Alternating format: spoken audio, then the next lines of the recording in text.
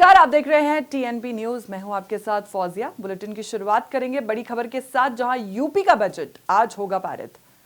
9.12 लाख करोड़ रुपए का है बजट। सामाजिक सुरक्षा पेंशन को बढ़ाने पर लगेगी मोहर। शिक्षा मित्रों का मानदेय बढ़ने की भी घोषणा संभव। ये बड़ी खबर हम आपको बता रहे हैं, जहां उत्तर प्रदेश सरकार शुक्रवार को वित्तीय वर्ष 2026 से 27 का 9.12 लाख करोड़ रुपए का बजट पारित करेगी। मुख्यमंत्री योगी आदित्यनाथ सामाजिक सुरक्षा पेंशन बढ़ाने की घोषणा कर सकते हैं।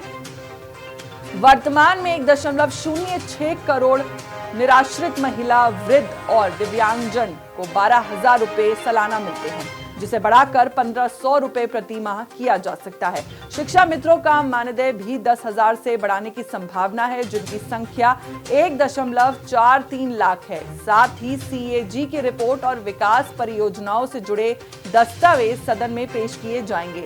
बजट सत्र अनिश्चितकाल के लिए स्थगित होगा।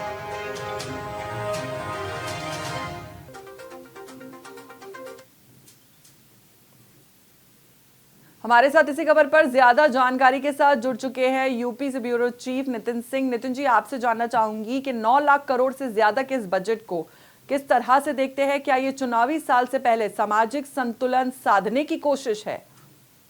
देखिए, उत्तर प्रदेश सरकार की तरफ से बीते दिनों 9.12 लाख करोड़ रुपए का बजट जो है पेश किया गया है साल 2026-27 के लिए, और आज उस बजट को पास कराया जाएगा दोनों ही सदनों से। इसमें साफ तौर पर देखा जाए तो मुख्यमंत्री योगी आदित्यनाथ शुक्रवार को यानी कि आज के दिन बजट पर भाषण भी देंगे, और साफ तौर पर निराश्रित महिला, वृद्ध और दिव्यांगजन की सामाजिक सुरक्षा पेंशन बढ़ाने का ऐलान जो है वो भी किया जा सकता है। इसके अलावा अगर देखा जाए तो और भी कई सारे ऐसे पहलू हैं जिस पर उत्तर प्रदेश सरकार की तरफ से प्रयास किया गया है कि उनको लाभ पहुंचाया जाए, और उसमें सबसे अहम अगर देखा जाए तो उत्तर प्रदेश में जो सालाना पेंशन पाने वाले लोग हैं वो हैं। उसके अलावा अगर देखा जाए तो शिक्षा मित्रों का मानदेय बढ़ाने की घोषणा भी हो सकती है। ये एक बड़ा विषय है जिसको लेकर के लंबे समय से चर्चा हो रही है, और सदन में आए दिन इस विषय पर सवाल जो है वो सरकार से पूछे जा रहे हैं विपक्ष की तरफ से। आज हो सकता है कि उन पर भी कुछ सरकार की तरफ से ऐलान किया जाए, और बताया जा रहा है कि 10,000 रुपए प्रति माह मिलता था, लेकिन प्रदेश में और जो इनकी संख्या करीब 1.43 लाख 43 लाख है। इसके अलावा सरकार इनके मानदेय को बढ़ाने के लिए भी कहीं ना कहीं कुछ ऐसा रोड मैप उन्होंने तैयार किया हुआ है, और अब देखना ये होगा कि आज ये क्या होता है। यहीं पर नितिन जी आपसे ये समझना चाहूंगी मैं कि सामाजिक सुरक्षा योजनाओं पर बढ़ता खर्च राज्य के वित्तीय संतुलन को कैसे प्रभावित करेगा, और क्या राजस्व और खर्च के बीच सरकार ने कोई ठोस रोड मैप तैयार किया है? देखिए, रोड मैप तो यही है कि उत्तर प्रदेश को विकास की रफ्तार पर रखना है, और चाहे वो इंफ्रास्ट्रक्चर का मामला हो, चाहे वो लोगों के सामाजिक सुरक्षा का मामला हो, उनकी आय का मामला हो, इन सारी चीजों को लेकर के सरकार ने पहले ही चर्चा की थी। बजट वाले दिन ही बताया था किसानों की बेहतरी कैसे हो सकती है, युवाओं की बेहतरी कैसे हो सकती है। इसके अलावा जो टेक्निकल चीजें हैं, जिसमें अगर हम देखें जो टेक्नोलॉजी का विस्तार हो रहा है उसको कैसे बेहतर किया जा सकता है। तो अगर ये सारी चीजें होंगी तो जाहिर सी बात है जो कोई भी प्रदेश होगा तो वो विकास की रफ्तार पर जाएगा ही जाएगा। और सरकार की तरफ से जब बजट पेश होता है तो उस बजट से पहले आर्थिक सर्वे रिपोर्ट भी पिछली बार अभी कुछ दिन पहले पेश की गई है। आर्थिक सर्वे रिपोर्ट में साफ तौर पर इस चीज का जिक्र हुआ है कि जो भी बजट सरकार की तरफ से पेश हुए हैं उनको बेहतर तरीके से क्रियान्वयन में लाया गया है, लोगों को काफी हद तक उससे लाभ नहीं मिला। तो जाहिर सी बात है, अगर बजट आ रहा है, लोगों के हित में हो रहा है, तो आय और व्यय का जो लेखा जोखा है वो सरकार पहले से ही तैयार करके रखती है कि कितना भार पड़ेगा सरकार के ऊपर। और जिस तरह से देखा जा रहा है कि जो भी चीजें बढ़ाई जाएंगी, चाहे वो पेंशन हो गया या मानदेय हो गया या दूसरी इंफ्रास्ट्रक्चर से चीजें जुड़ी हुई है, उसके मद में अगर आप उसका प्रावधान जो है उसमें अगर बढ़ोतरी होती है, कृषि में अगर प्रावधान जो बजट की तरफ किया गया है करीब 10,000 करोड़ से ज्यादा, उसमें अगर बढ़ोतरी होती है तो जाहिर सी बात है सरकार के ऊपर एक आर्थिक बोझ जरूर बढ़ेगा। लेकिन बिना इस आर्थिक बोझ के बढ़े जो विकास है, जो लोगों का उद्धार है, वो हो पाना भी मुश्किल है। तो सरकार ने कहीं ना कहीं इसके लिए पहले से तैयारियां की हुई है, और जाहिर सी बात है अगर विदेशों से देखा जाए तो जिस तरह से जो लोग निवेशक हैं वो अगर उत्तर प्रदेश में आएंगे, बड़ी बड़ी कंपनी उत्तर प्रदेश में निवेश करेंगी, तो कहीं ना कहीं वो जो आर्थिक आर्थिक दबाव है वो कम होता है। और उस बीच मुख्यमंत्री योगी आदित्यनाथ भी आने वाले दिनों में विदेश के दौरे पर जाने वाले हैं, जापान के दौरे पर जाएंगे और वहां पर निवेशकों से बात करेंगे कि उत्तर प्रदेश में आकर किया जाए, ताकि जो आर्थिक दबाव है वो कम हो और उत्तर प्रदेश की जीडीपी बेहतर हो, मजबूत हो। जी नितिन जी, आपसे ये भी समझना चाहूंगी कि जैसे कि शिक्षा मित्रों और अन्य वर्गों को राहत देने के संकेत मिल रहे हैं, तो क्या सरकार अलग अलग सामाजिक समूहों को साधने की रणनीति पर काम कर रही है? देखिए, शिक्षा मित्र एक बड़े पैमाने पर उत्तर प्रदेश में है। इसमें अनुदेशक भी है, करीब 1.43 लाख शिक्षक मित्र हैं और इसके अलावा अनुदेशक हैं। इसके अलावा दूसरे जो आशा बहुएं हैं जो अलग अलग तरीके से प्रदेश सरकार की योजनाओं को जनता तक पहुंचाने का काम करती हैं, घर घर जाकर के काम करती हैं, चाहे वो टीका लगाने से हो गया हो या बच्चों को पढ़ाने से लेके हो गया हो। लगातार इनसे सरकारी काम भी लिए जाते हैं। करीब 21-22 तरीके के जो सरकारी काम होते हैं वो भी इनसे लिए जाते हैं, चाहे वो इलेक्शन ड्यूटी से हो गया हो या फिर दूसरे अभी SIR का मामला चल रहा था, SIR में ज्यादातर के लोग जो थे वो शिक्षा मित्र थे। अलग अलग तरीके से इनसे काम लिया जाता है, लेकिन इनके मानदेय को लेकर के कोई भी चर्चा अभी तक नहीं हो पा रही थी। हर में चर्चा और विचार विमर्श इस पर होता था, सवाल पूछे जरूर जाते थे और जवाब यही मिलता था कि कमेटी बनाई गई है, कुछ होगा, लेकिन कोई बेहतर निष्कर्ष नहीं निकल पा रहा था। फिलहाल आज जब बजट पास होगा तो उम्मीद ये जताई जा रही है कि इस बजट पास होने में कुछ बेहतर हो सकता है उनके लिए और इससे एक शिक्षक वर्ग जो है, बड़ा शिक्षक वर्ग, वो तो लाभान्वित होगा ही होगा। उसके अलावा ये अगर एक लंबे समय से इसकी मांग उठ रही थी, बीते काफी सालों से इसकी मांग उठ रही थी, अगर ये कदम सरकार की तरफ से उठाया जाता है तो ये अपने में एक सुरक्षा का साबित हो सकता है, क्योंकि बड़ा वोट बैंक शिक्षा मित्रों से जुड़ा हुआ है। शिक्षा मित्र जी बिल्कुल नितिन जी आपसे ये भी जानना चाहूंगी, देखिए जैसे कि बड़े बजट और घोषणाओं के बीच असली चुनौती क्रियान्वयन की होती है, तो क्या पिछली योजनाओं के प्रदर्शन को देखते हुए इस बार मॉनिटरिंग और पारदर्शिता को लेकर कुछ नया देखने को मिल सकता है? मॉनिटरिंग और पारदर्शिता तो साफ तौर पर सीएम योगी आदित्यनाथ खुद इसकी करते हैं। हर बार वो विभागों की बैठक करते हैं, समीक्षा रिपोर्ट जो होती है उनके सामने पेश की जाती है कि कितना क्या काम हुआ है और साफ तौर पर मुख्यमंत्री योगी आदित्यनाथ खुद उन चीजों को आगे के लिए कैसे उसकी रणनीति तय करनी है उस पर तैयारी करते हैं। जो चुनौतियां हैं उन चुनौतियों पर काम करते हैं कि विभागों को क्या क्या तैयार और करना है और कैसे काम करना है। इन सारी चीजों को लेकर के वो खुद तैयारी करते हैं। तो जाहिर सी बात है, प्रयास उनका यही रहता है कि जो भी योजनाएं सरकार की तरफ से शुरू की जा रही हैं उन योजनाओं को जनता तक आसानी से पहुंचाया जाए। और उसके अलावा अगर देखा जाए तो साफ तौर पर सीएम का प्रयास हमेशा से ही रहा है, क्योंकि अब तो आने वाला साल उत्तर प्रदेश में चुनावी साल है, तो चुनावी साल को देखते हुए अब ये जिम्मेदारियां और बढ़ जाती हैं कि किस तरह से जो सरकार की योजनाएं हैं वो जमीन पर तो उतरे ही उतरे। इसके अलावा उन योजनाओं का जो लोग हैं उन तक ये बात भी पहुंचे कि सरकार ने आम जनमानस के लिए क्या कुछ किया है और क्या कुछ करने वाली है। तभी इलेक्शन में इसका फायदा जो है वो उत्तर प्रदेश की योगी सरकार को होगा। तो ऐसे में सरकार की तरफ से पूरा रोड मैप तैयार है कि कैसे इस बार जो योजनाएं शुरू की जा रही हैं, जो बजट में प्रावधान किए गए हैं, जो लाभ पहुंचाया जा रहा है वो तो जनता तक पहुंचे ही पहुंचे और इसके अलावा उसके बारे में सरकार को बताया भी जाए। चलिए ठीक है, बहुत बहुत शुक्रिया आपका नितिन जी हमारे साथ जुड़ने के लिए और जानकारी साझा करने के लिए।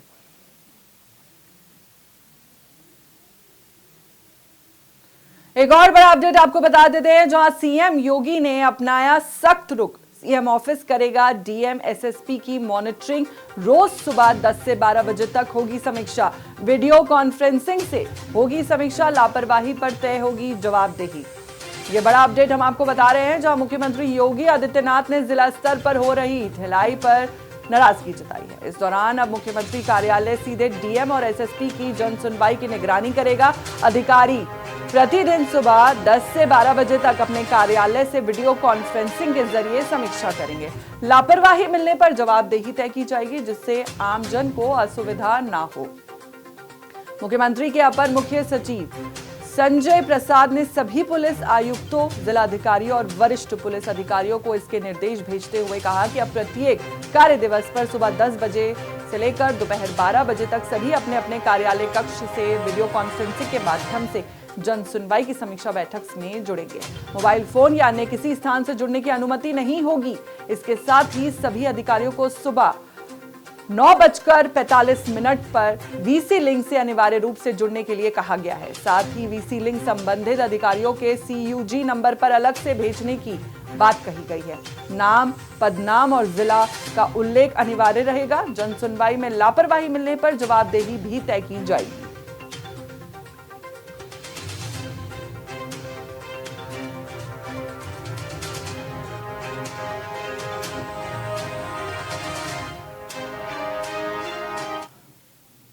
एक और बड़ा अपडेट आपको बता देते हैं। जो MP MLA कोर्ट में पेश होंगे राहुल गांधी। 8 साल पुराने मामले में आज सुनवाई होगी। गृह मंत्री अमित शाह पर टिप्पणी का यह पूरा मामला है। पिछली पेशी में राहुल नहीं हाजिर हुए थे। ये बड़ा अपडेट हम आपको बता रहे हैं। जो लोकसभा में विपक्ष के नेता राहुल गांधी के लिए आज का दिन कानूनी रूप से बेहद महत्वपूर्ण माना जा रहा है। करीब 8 साल पुराने मानहानि के एक मामले में आज उन्हें सुल्तानपुर की MP MLA कोर्ट में पेश होना है। पिछली सुनवाई के दौरान अदालत ने उन्हें व्यक्तिगत रूप से उपस्थित होने का अंतिम मौका दिया था। आपको बता दें कि यह विवाद साल 2018 का है, जब कर्नाटक विधानसभा चुनाव के प्रचार के दौरान राहुल गांधी ने तत्कालीन भाजपा अध्यक्ष और वर्तमान गृह मंत्री अमित शाह के खिलाफ कथित तौर पर आपत्तिजनक टिप्पणी की थी। इस टिप्पणी से नाराज होकर सुल्तानपुर के स्थानीय भाजपा नेता विजय मिश्रा ने राहुल गांधी के खिलाफ मानहानि का परिवाद दर्ज कराया था। राहुल गांधी पर अमित शाह की छवि धूमिल करने वाले बयान देने का आरोप है। वहीं राहुल गांधी की पिछली पेशी 19 जनवरी को हुई थी, जिसमें राहुल गांधी मौजूद नहीं हुए थे। इस पर संज्ञान लेते हुए अदालत ने सख्त रुख अपनाया और उन्हें आज व्यक्तिगत रूप से पेश होकर अपना बयान दर्ज कराने का आदेश दिया है। जज ने स्पष्ट किया कि यह उपस्थिति का अंतिम अवसर है। राहुल गांधी इस मामले में पहले से ही सुल्तानपुर कोर्ट से जमानत पर चल रहे हैं। संबंधित मामले में राहुल गांधी का एक बयान पहले भी दर्ज किया जा चुका है। हमारे साथ इसी खबर पर ज्यादा जानकारी के साथ एक बार फिर से जुड़ चुके हैं UP bureau chief Nitin Singh. Nitin ji, Sultanpur के MP MLA कोर्ट में आज की सुनवाई को कितना अहम मानते हैं? कोर्ट ने पिछली बार इसे आखिरी मौका बताया था। अगर आज पेशी में कोई गड़बड़ी होती है तो आगे की कानूनी तौर पर क्या हो सकता है? क्या इसका असर राहुल गांधी की संसद में भूमिका पर पड़ सकता है? देखिए, कोर्ट ने मौका दिया था कि आज राहुल गांधी पेश हों। पिछली बार जब सुनवाई थी तो राहुल गांधी पेश नहीं हुए थे और फिर उसके बाद एक समन जो था वो जारी किया गया था कि राहुल गांधी कोर्ट में आज के दिन पेश होंगे। MP MLA कोर्ट में ये पूरा मामला चलता है और आज राहुल गांधी कोर्ट में पेश होने वाले हैं। वो लखनऊ पहुंच चुके हैं, लखनऊ से निकल भी चुके हैं और थोड़ी देर में वो कोर्ट में पेश होंगे MP MLA कोर्ट में। फिर वहां पर बयान जो है वो दर्ज किया जाएगा। साफ तौर पर अगर आज भी राहुल गांधी पेश नहीं होते तो उनके खिलाफ हो सकता था कि NPW जारी किया जाए और NPW जारी होने के बाद राहुल गांधी की समस्याएं जो थी वो बढ़ सकती थी, उनकी गिरफ्तारी हो सकती थी। लेकिन उसके पहले ही राहुल गांधी आज कोर्ट के समन पर कोर्ट में हाजिर होने के लिए पहुंच चुके हैं। लेकिन इसके बीच में अगर देखा जाए तो कांग्रेस के जो नेता हैं उनकी तरफ से जो प्रतिक्रियाएं हैं वो सामने आनी शुरू हो चुकी हैं। कांग्रेस के नेता पर इस बात को कहा है कि बीजेपी पूरे देश में राहुल गांधी के खिलाफ लगातार झूठ और मनगढ़ंत केस कर रही है और इसी तरह सुल्तानपुर में भी एक केस दर्ज किया गया है। तो साथ ही उन्होंने ये भी कहा कि हमें न्यायपालिका पर भरोसा है, हमें न्याय मिलेगा। आज उसी मामले में राहुल गांधी पेश हो रहे हैं जो कि एक पुराना चुनाव के दौरान का मामला है, जब उन्होंने मौजूदा गृह मंत्री अमित शाह कुछ को लेकर के एक बयान दिया था जो कि 2018 का है और उसी दौरान मानहानि का एक मुकदमा जो था वो दायर किया गया था। 4 अगस्त 2018 का ये मामला है जब मध्य प्रदेश विधायक न्यायालय सुल्तानपुर की जिला और सत्र न्यायालय में दायर किया गया था ये केस। और उसके बाद आरोप है कि राहुल गांधी ने कर्नाटक चुनाव से पहले बेंगलोर में एक चुनावी रैली के दौरान कुछ टिप्पणियां की जो कि बीजेपी के नेताओं को नागवार गुजरी और उसके बाद उनके ऊपर ये जो मुकदमा था ये दर्ज कराया गया था और उसी की सुनवाई आज एक बार फिर से होनी है जहां पर बयान दर्ज। चलिए ठीक है नितिन जी, बहुत बहुत शुक्रिया आपका हमारे साथ जुड़ने के लिए और जानकारी साझा करने के लिए। बांके बिहारी मंदिर की हाई पावर कमेटी की आपात बैठक में कई अहम फैसले लिए गए। गर्भगृह में ताला लगाने और जगमोहन में हंगामे के बाद सेवायत गोस्वामियों को चेतावनी दी गई कि भविष्य में ऐसा प्रदर्शन ना करे। मंदिर प्रांगण और जगमोहन में मीडिया कवरेज और बाइट पर रोक लगाते हुए निर्देश दिया गया कि मीडिया केवल मंदिर के बाहर से रिपोर्टिंग करेगी। राजभोग सेवायत जगमोहन में दर्शन करा रही हैं, जबकि शयन भोग सेवायत इसका विरोध करते हुए गर्भगृह से दर्शन करा रही हैं। कमेटी ने उनसे भी शाम को जगमोहन में दर्शन कराने का अनुरोध दोहराया है।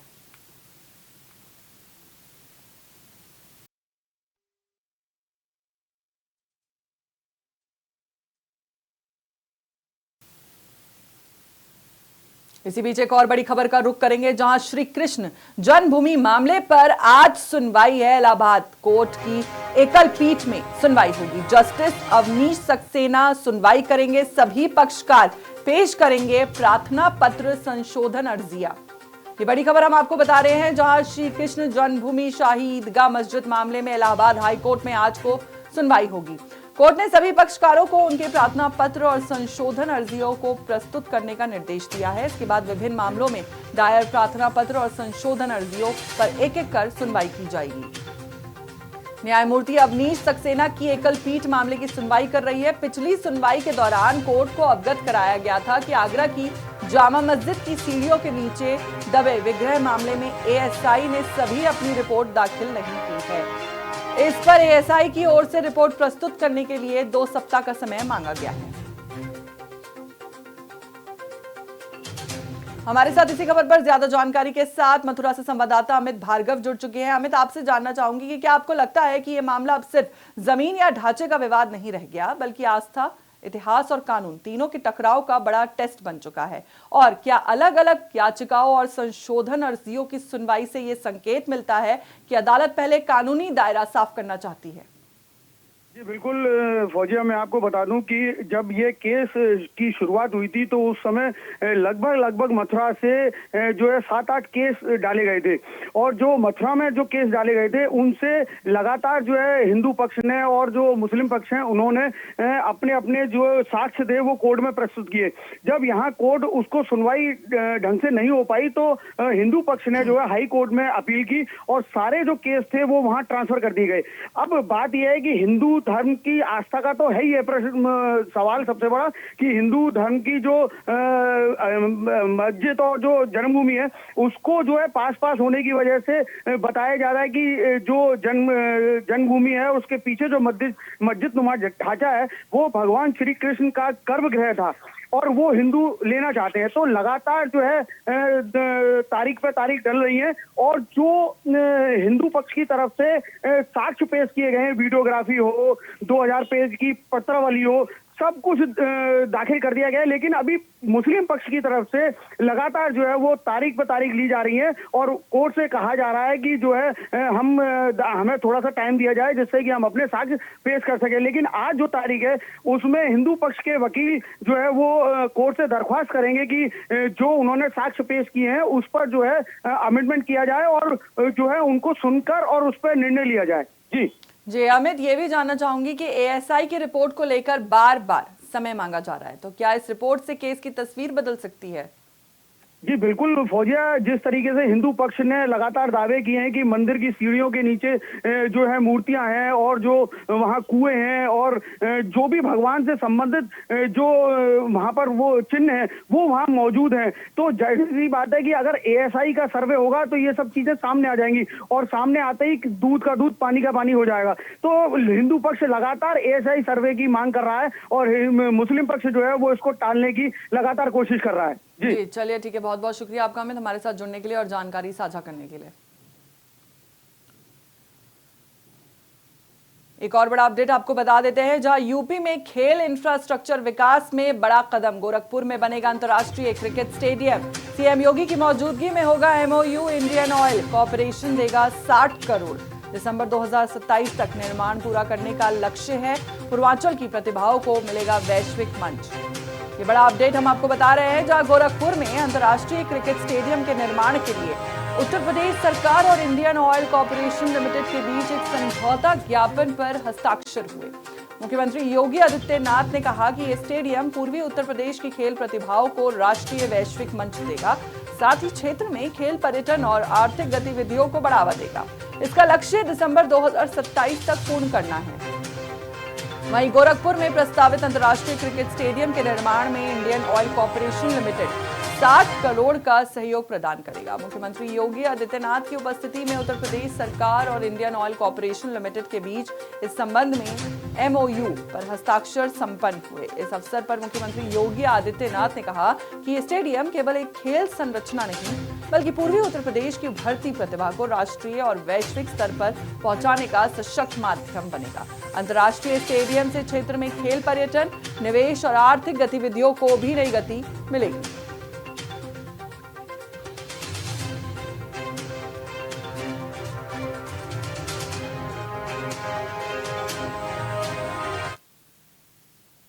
इसी के साथ फिलहाल इस बुलेटिन में मेरे साथ इतना ही। देश और दुनिया की तमाम खबरों के लिए बने रहिए टीएनपी न्यूज के साथ। नमस्कार।